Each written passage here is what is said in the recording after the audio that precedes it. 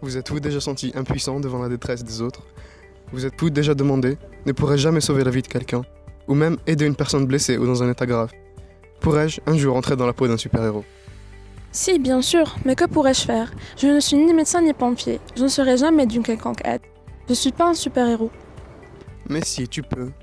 Tu te demandes sûrement comment. Eh bien, laisse-moi te montrer. L'un des plus grands pouvoirs que tu possèdes est en toi. Et oui, c'est ton sang.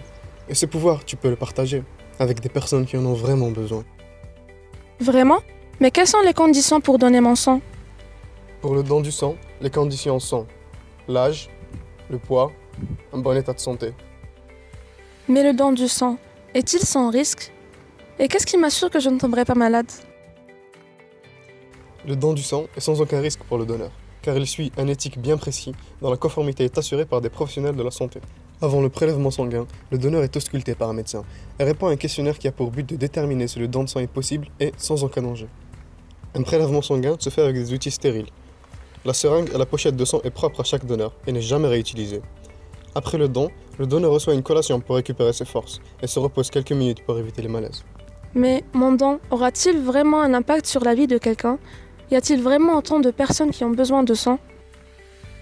Eh bien, crois-le ou non, en Algérie, un blessé sur 10 a besoin d'une transfusion sanguine.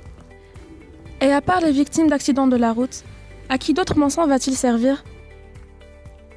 Ton don peut être utilisé pour les personnes atteintes de maladies sanguines et de cancer, dans les interventions chirurgicales, pour des insuffisances rénales et pour d'autres pathologies. Comment être sûr que mon sang servira réellement à aider ces personnes? Cela entre dans l'éthique du don, et il comporte 2 points importants. Le premier est le non-profit, c'est-à-dire que le sang donné ne sera jamais utilisé comme source financière.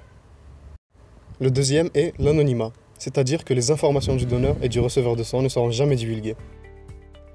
Alors mon rêve va enfin pouvoir se réaliser. Je vais devenir héroïne et sauver des vies. Si vous aussi vous voulez devenir un super-héros, Avoir un impact sur la vie de quelqu'un.